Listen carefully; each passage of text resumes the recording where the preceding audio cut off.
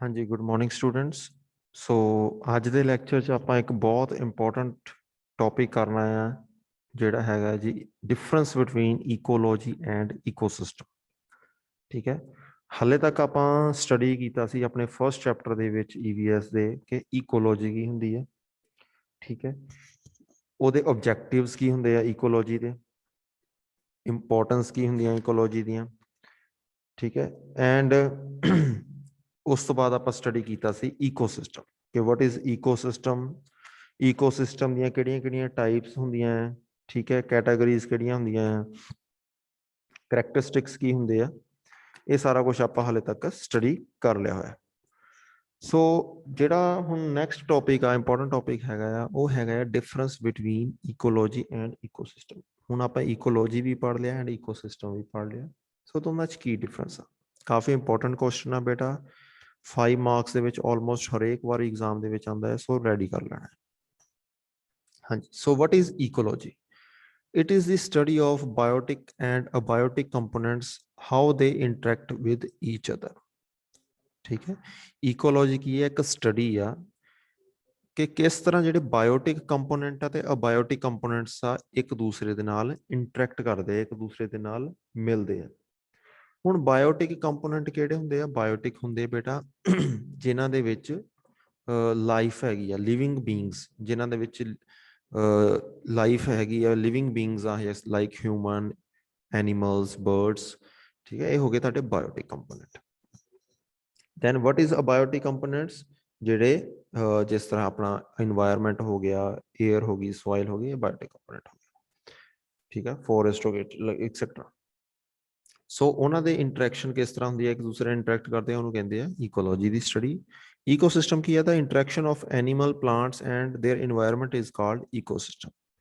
ठीक है, second difference ਕੀ ਹੈ? it is the comprehensive study of organisms and their relation with the environment. ਠੀਕ ਹੈ, organisms ਜਿਹੜੇ ਲਿਵਿੰਗ ਬੀਇੰਗਸ ਹੈਗੇ ਆ, ਉਹਨਾਂ ਦਾ ਰਿਲੇਸ਼ਨ ਕਿਸ ਤਰ੍ਹਾਂ ਦਾ এনवायरमेंट ਦੇ ਨਾਲ, ਉਹਦੀ ਸਟੱਡੀ। ecosystem ਕੀ ਹੈ? It refers to a system that include all the organisms in an area along with the physical environment.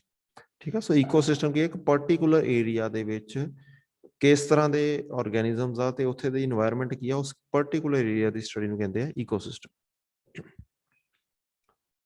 ਉਸ ਤੋਂ ਬਾਅਦ ਫੇਰ ਦੁਆਰਾ ਸੇਮ ਥਰਡ ਪੁਆਇੰਟ ਵੀ, it is the study of relationship between different organisms and their environment.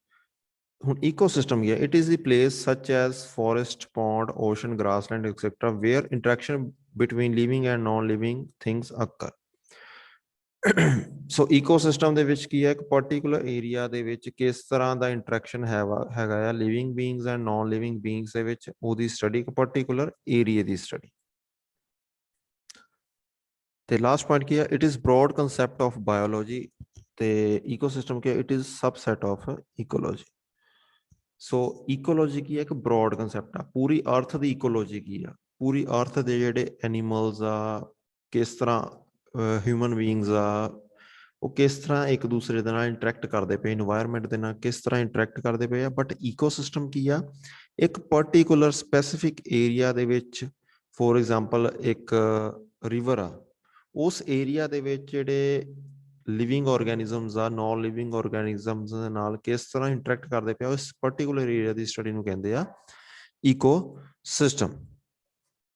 ਠੀਕ ਹੈ, ਸੋ ਇਹ ਹੋ ਗਈ ਤੁਹਾਡੀ study difference between ecology and ecosystem. ਹਾਂਜੀ, ਸੋ ਜਿਹੜਾ ਹੁਣ ਬੇਟਾ ਨੈਕਸਟ ਟੌਪਿਕ ਹੈਗਾ, that is what is sustainable development. Sustainable development ਕੀ ਹੁੰਦੀ ਆ?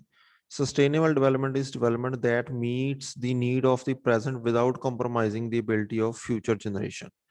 ठीक है, मतलब कि एक इस तरह की development that meets need of the present, यानी कि ਅਸੀਂ ਆਪਣੇ present ਦੇ ਵਿੱਚ ਜਿਹੜੀਆਂ ਆਪਣੀਆਂ ਜ਼ਰੂਰਤਾਂ ਹੈਗੀਆਂ ਉਹ ਕੰਪਲੀਟ ਕਰਨੀਆਂ, ਪੂਰੀਆਂ ਕਰਨੀਆਂ ਆ without compromising the ability of future generation, यानी कि ਜਿਹੜਾ ਸਾਡਾ ਫਿਊਚਰ ਆਉਣ ਵਾਲਾ ਆ ਉਹਦੀ ਅਬਿਲਿਟੀ ਨੂੰ ਬਿਨਾਂ ਛੇੜੇ ਹੋਏ, ਬਿਨਾਂ ਕੰਪਰੋਮਾਈਜ਼ ਕੀਤੇ ਹੋਏ। ਫੋਰ ਐਗਜ਼ਾਮਪਲ, ਸਾਨੂੰ ਪ੍ਰੈਜ਼ੈਂਟ ਦੇ ਵਿੱਚ ਕਿਸੇ ਚੀਜ਼ ਦੀ ਲੋੜ ਆ, ਬਟ ਆਪਾਂ ਉਸ ਨੂੰ ਕੰਪਲੀਟ ਕਰਨਾ ਆ, ਪਰ ਉਹ ਇਸ ਤਰ੍ਹਾਂ ਕੰਪਲੀਟ ਕਰਨਾ ਹੈ ਕਿ ਸਾਡੇ ਫਿਊਚਰ ਦੇ ਵਿੱਚ ਉਹਦਾ ਕੋਈ ਇੰਪੈਕਟ ਨਾ ਹੋਵੇ।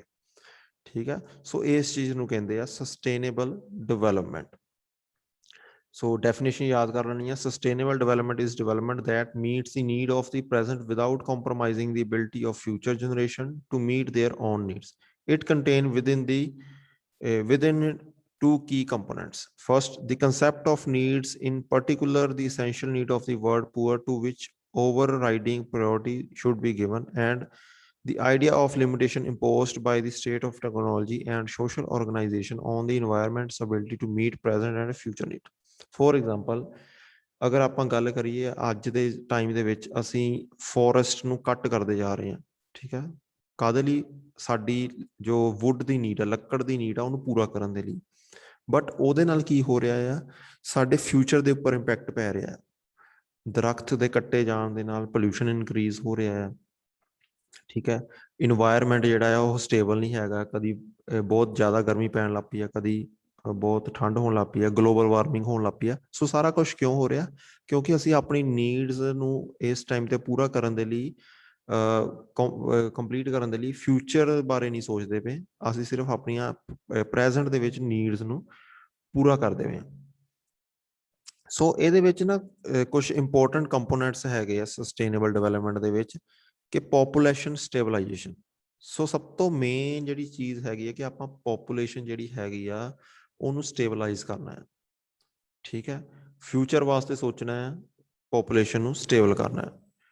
ਇੰਟੀਗ੍ਰੇਟਡ ਲੈਂਡ ਯੂਜ਼ ਪਲੈਨਿੰਗ, ਮਤਲਬ ਲੈਂਡ ਨੂੰ ਇਸ ਤਰ੍ਹਾਂ ਯੂਜ਼ ਕਰਨਾ ਕਿ ਅਗਰ ਆਪਾਂ ਫੋਰ ਐਗਜ਼ਾਮਪਲ ਕਿ ਇਹ ਨਹੀਂ ਕਿ ਜੇ ਇੱਕ ਖੇਤ ਦੇ ਵਿੱਚ ਸਿਰਫ ਖੇਤੀ ਹੋ ਰਹੀ ਹੈ ਤੇ ਉੱਥੇ ਕੋਈ ਹੋਰ ਚੀਜ਼ ਨਹੀਂ ਕਰਨੀ, ਮਤਲਬ ਇੰਟੀਗ੍ਰੇਟਡ ਡਿਫਰੈਂਟ ਇੱਕ ਲੈਂਡ ਦੇ ਵਿੱਚ ਡਿਫਰੈਂਟ ਚੀਜ਼ਾਂ ਕਰਨੀਆਂ ਤਾਂ ਜੋ ਮੈਕਸਿਮਮ ਆਊਟਪੁੱਟ ਸਾਨੂੰ ਮਿਲ ਸਕੇ।